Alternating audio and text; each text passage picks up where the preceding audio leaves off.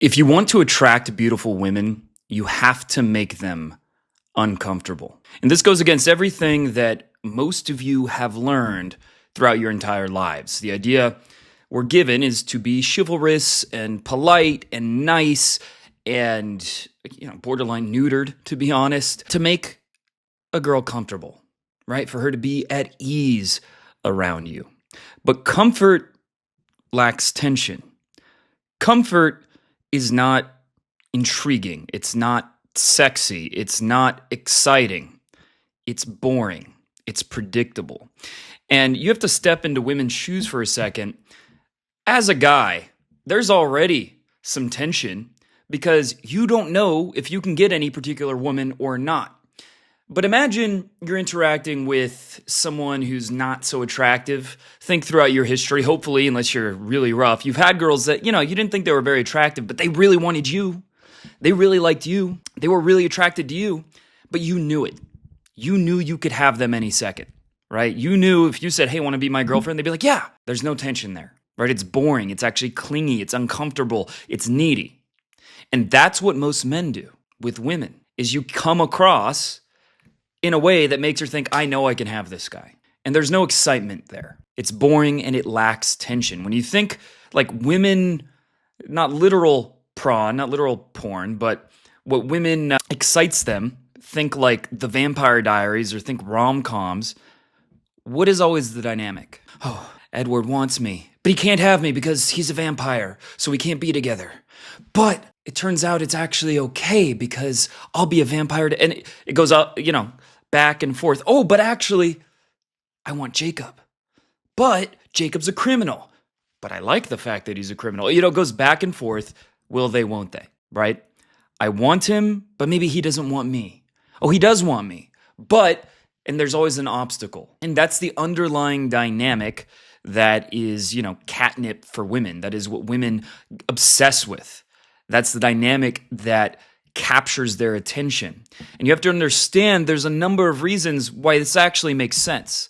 As a man, it might seem like kind of dumb, but it makes sense because women have to be concerned that a guy is going to be clingy, needy, overly attached. And so they always have a guard up for those kind of behaviors.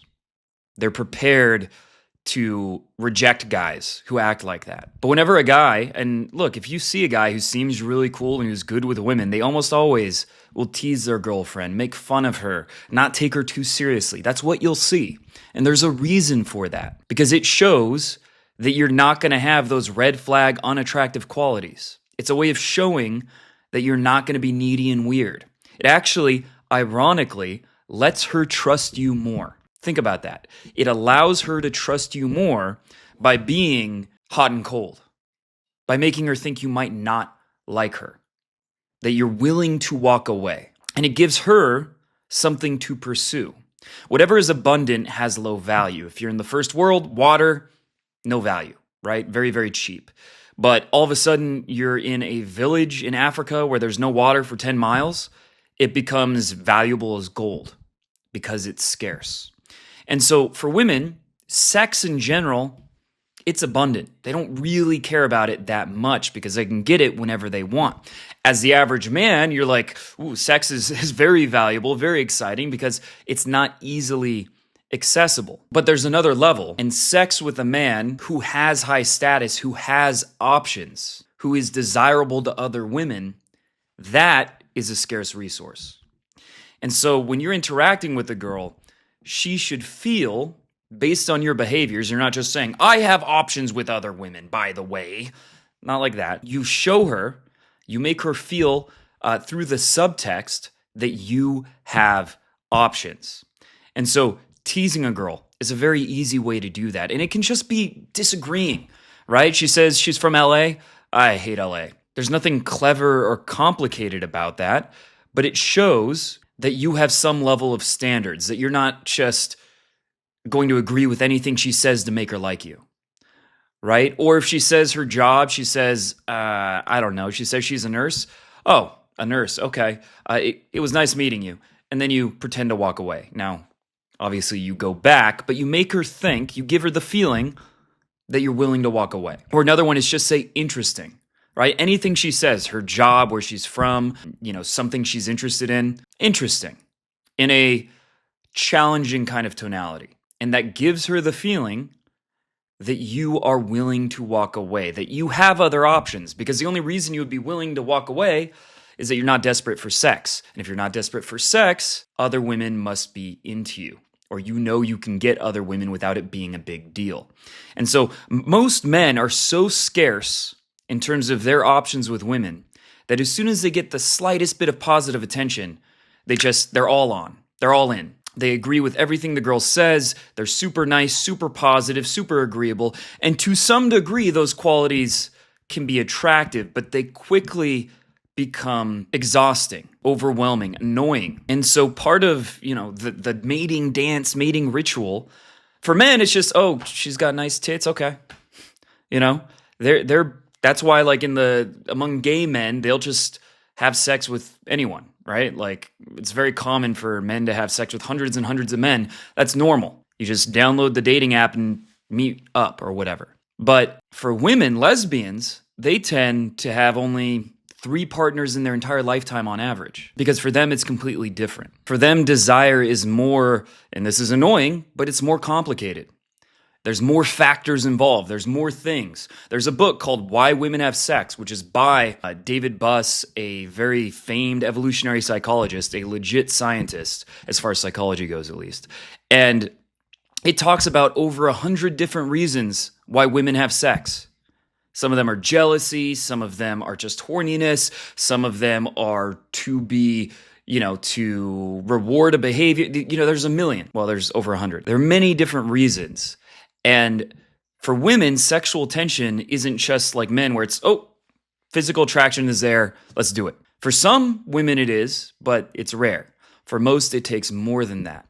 And so creating sexual tension is really about making them doubt that you might be willing to walk away. That if they don't impress you, right, by being charming, by being funny, by being interesting, by being respectful, like whatever traits, if they don't earn your interest, or if they lose your interest, if they say the wrong thing, you will walk away. And that feeling shows that you have status, it shows that you have options, and it gives her something to pursue, something to earn. Because if she has the option, any guy, oh, and I know I can get laid, it's not exciting if it's unearned. If you're born to very rich parents your entire life, and they buy you like a BMW, but your whole life you've lived in a mansion, you've been driving nice cars, all that kind of stuff, and you get a BMW, it's not that exciting. I mean, it's still something, but it's not nearly as exciting if you grow up poor, you don't even have a car until you're in your 20s, and the car you do have is a clunker piece of shit, and then eventually you make money and you earn a BMW. That is extremely exciting, extremely valuable. That's going to affect you a lot more, because you earned it. And so when it comes to dating, women want to feel like they earned a guy's attraction, a guy's attention, a guy wanting to actually be with them. And this shouldn't be completely manufactured. This should be based on you actually having standards, like knowing in your mind, if a girl does certain things, you are willing to reject her. If she says certain things, you are willing to reject her. Now, don't be, some red pill maniac to the point where basically every girl ends up not meeting your standards and you use that as a way to, protect your ego.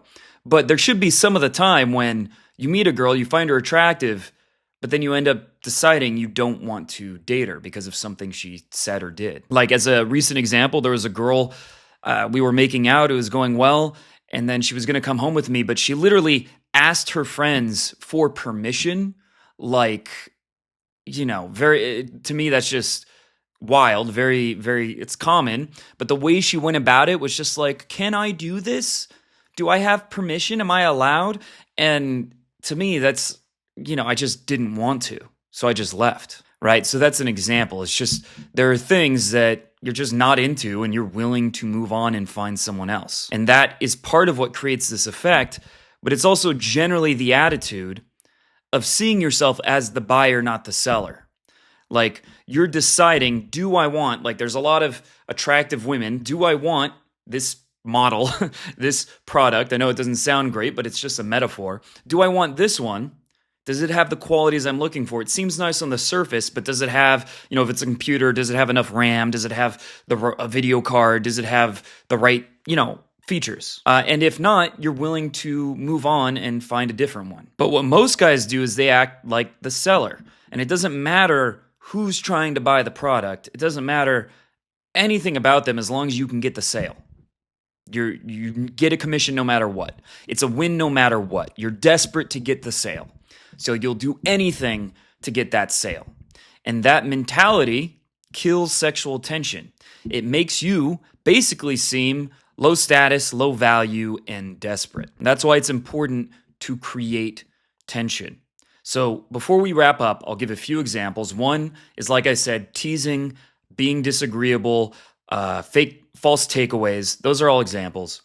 Another one is just creating tension by being unreactive. So that means holding very strong eye contact. It means the tone you speak in, your voice goes down towards the end of sentences, because that comes across more authoritative and less supplicative. Being physical, but then always taking away that physicality first. So holding a girl's hand, but you're the first one to take it away. Making out, but you're the first one to pull away. Things like that. And then finally, actually having standards, which it'll help if you're meeting more women, if you're going on more dates, if you have, good pictures, you get a pro photo shoot for dating apps. And so you have multiple options of women that you could meet up with, you could date, but generally having standards, having boundaries for the kind of girl that you would even sleep with. Obviously, the standards for a relationship are hopefully higher, but even just for a one-night stand, you should want her to have certain qualities, right? Like if a girl spits on the floor and is very manly, even if she's hot, it's a turnoff, right? I'm just not going to want to put up with that, and I'll move on. That's the mentality that I'm talking about. And very few guys are willing to do that because the emotions you feel will make you want to just latch on, because that's what your instincts tell you to do. But your instincts are what have gotten you the results you've gotten up to this point. And if you're not happy with those results, then you need to go against your instincts and realize that the things you've done in the past make you come across a little needy, overeager, low status. And this is the way to flip that dynamic on its head.